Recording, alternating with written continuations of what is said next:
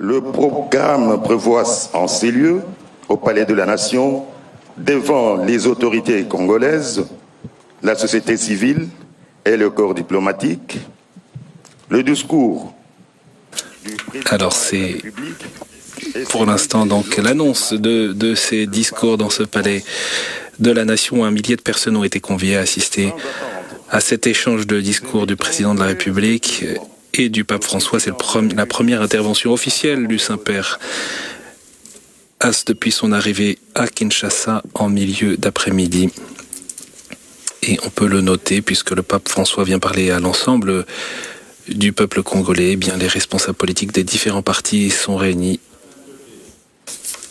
Voilà le président Tshisekedi qui parle.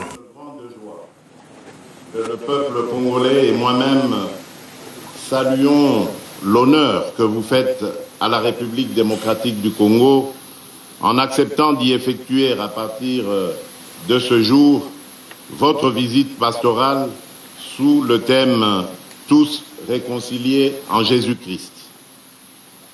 Le peuple congolais vous accueille dans la joie et l'allégresse, comme il l'avait fait pour votre vénérable prédécesseur, le pape Jean-Paul II d'heureuse mémoire, lors de ses 2 visites pastorales en République démocratique du Congo, alors République du Zaïre. Au nom de l'ensemble de notre peuple, dans la diversité de ses sensibilités religieuses, au nom de tous ceux qui sont présents, de ceux qui sont, pour des raisons diverses, absents et n'ont pu effectuer ce déplacement, ainsi qu'au mien propre et en celui de ma famille, je vous souhaite la bienvenue. Sa sainteté. La République démocratique du Congo est un grand pays au cœur du continent africain, constitué de 26 provinces dans lesquelles vivent plus de 450 tribus. Ces populations ont une riche et harmonieuse diversité culturelle et celle-ci, plutôt que d'être un facteur de séparation, s'est muée au fil de l'histoire de notre nation en un ferment à l'avènement d'une terre de paix et d'hospitalité, ainsi qu'une terre d'accueil pour les peuples d'Afrique et du monde. Sa sainteté. Si la République démocratique du Congo a proclamé la laïcité de l'État comme principe constitutionnel, la vie de nos populations demeure, elle, profondément liée à des convictions religieuses qui traduisent le dynamisme et la vitalité de leur foi. Ces convictions structurent notre agir collectif et la vie de nos familles repose en grande partie sur ces valeurs religieuses. Au nombre de celles-ci figure notamment l'hospitalité qui s'impose comme une valeur cardinale partagée par l'ensemble de nos familles et de notre peuple. Malheureusement, il y a lieu de constater qu'au cours de ces 3 dernières décennies, cette hospitalité qui nous caractérise a été mise à mal par les ennemis de la paix et les groupes terroristes venus essentiellement des pays voisins. Ce malheur qui dure depuis près de 30 ans fait aujourd'hui partie de notre territoire en proie à ces violences et fait de cette zone une zone en rupture de paix où, outre les groupes armés, les puissances étrangères avides de minerais contenus dans notre sous-sol commettent, avec l'appui direct et lâche de notre voisin le Rwanda, de cruelles atrocités, faisant ainsi de la sécurité le premier et grand défi du gouvernement. En effet, à la faveur de l'inaction et du silence de la communauté internationale, plus de 10 millions de personnes ont déjà été atrocement arrachées à la vie. D'innocentes femmes, même enceintes, sont violées et éventrées, des jeunes gens et enfants sont égorgés, des familles, des vieillards ainsi que des enfants sont condamnés à braver la fatigue et l'épuisement afin d'errer hors de leur maison à la recherche de la paix en raison des exactions commises par ces terroristes au service d'intérêts étrangers. Nous ne pouvions et nous ne pourrons demeurer cois face à une telle injustice et un tel silence complice de la communauté internationale. À cet égard, sachez que je n'ai pas manqué de désigner le responsable et d'interpeller la communauté internationale lors de ma dernière intervention à la tribune des Nations Unies, ceci au nom de toutes les Congolaises et de tous les Congolais. Soyez rassurés, en outre, sur le fait que la République démocratique du Congo assume et continuera d'assumer ses responsabilités, notamment celles consistant en la défense de l'intégrité de son territoire avec l'aide de son peuple. Car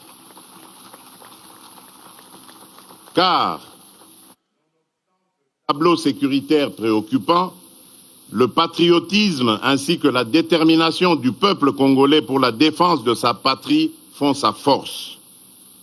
Sachez, sa sainteté, que le peuple congolais demeure et demeurera un peuple grand, un peuple uni et fort face à toute menace faite à l'intégrité de son territoire et à la survie de sa nation.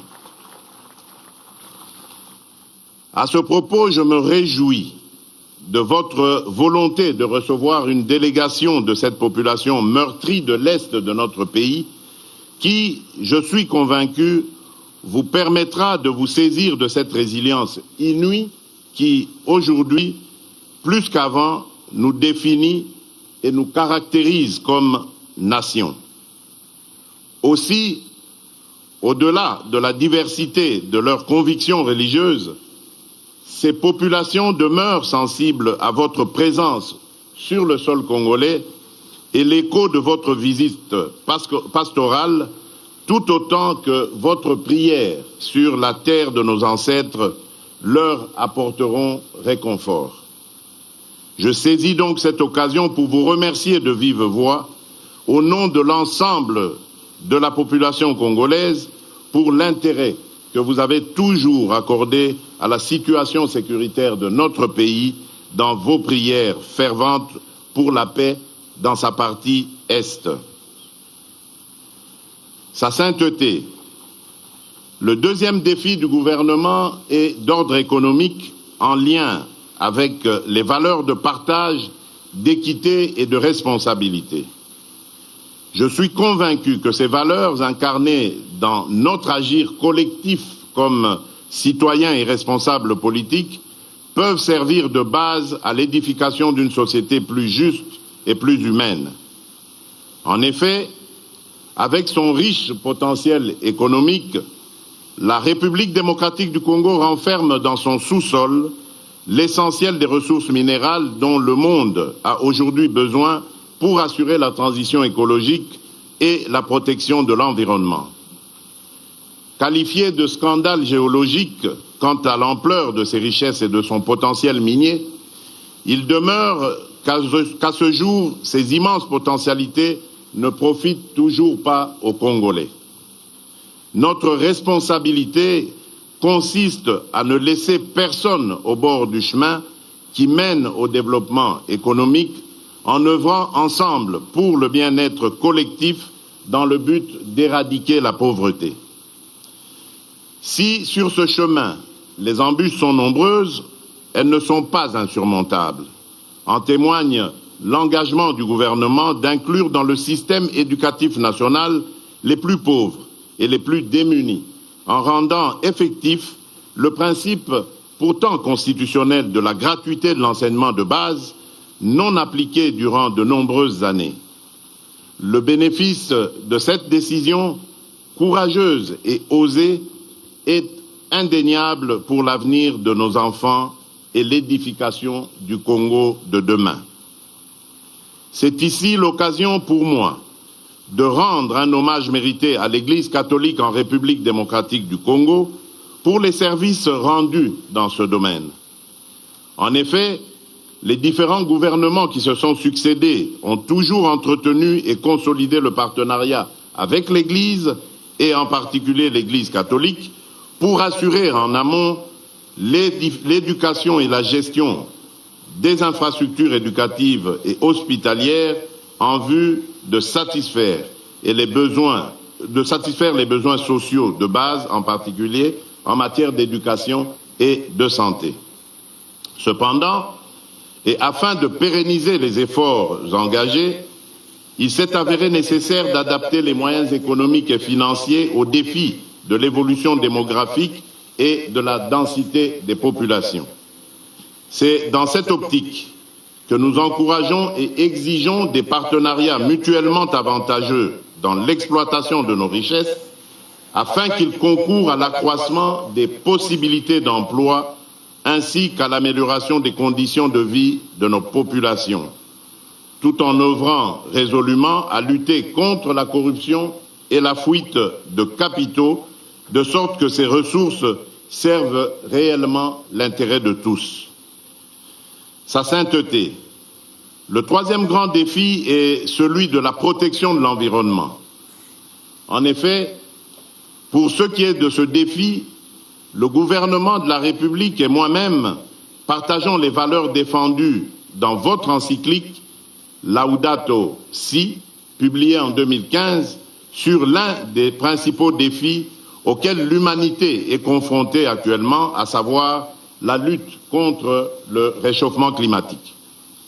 Tout en me réjouissant de ce que la lutte contre les changements climatiques constitue votre cheval de bataille, la République démocratique du Congo et son gouvernement sont très sensibles à l'urgence et la responsabilité qui incombe à l'humanité dans la construction de l'avenir de la planète et la protection de notre maison commune. À l'intérieur du pays, la protection de l'environnement est une composante de notre responsabilité dans l'ouverture du pays à l'exploitation des ressources et énergies fossiles. C'est ainsi que tous les marchés agréés avec des partenaires désireux d'exploiter nos ressources naturelles ne peuvent être régulièrement conclus sans qu'une étude sérieuse et préalable d'impact environnemental du projet à exécuter soit réalisée. En outre, le gouvernement met un soin particulier à la protection de la biodiversité dans les parcs naturels disséminés sur son territoire où des espèces rares et d'importance pour l'équilibre de cette biodiversité souffrent encore de l'insécurité et où des animaux, y compris ceux en voie de disparition, sont victimes eux aussi de la barbarie des groupes armés.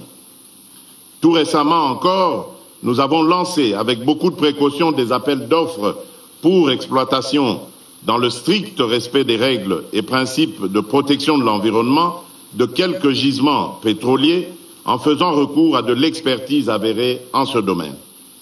Dans ce contexte de la récession économique consécutive à la crise post-Covid et au conflit armé en Ukraine, ce choix judicieux permettra sur le long terme à notre économie d'amortir durablement le choc lié à ces crises et de permettre à notre peuple de tirer enfin avantage des richesses de son sous-sol.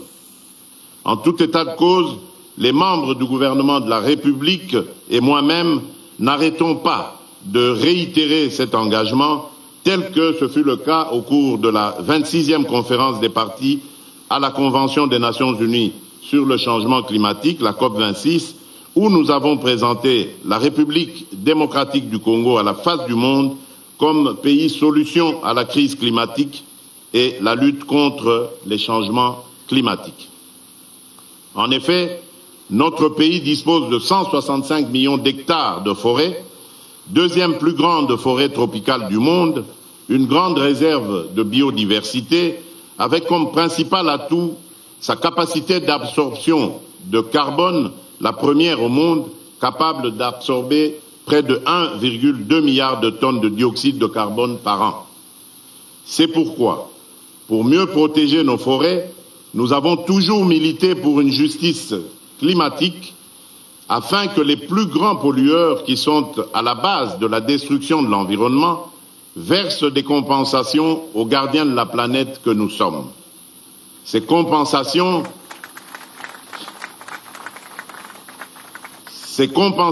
pourraient nous permettre de renforcer nos capacités dans la poursuite et la réalisation d'investissements innovants, ainsi que dans le développement d'infrastructures dans les énergies renouvelables et la gestion des déchets.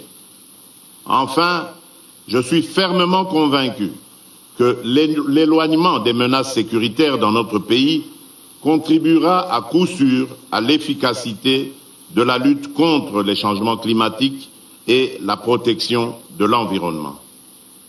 Sa sainteté, tels sont les principaux défis, parmi tant d'autres, de notre pays, qu'avec la détermination de son peuple et l'appui de ce dernier, nous ne manquerons pas de relever.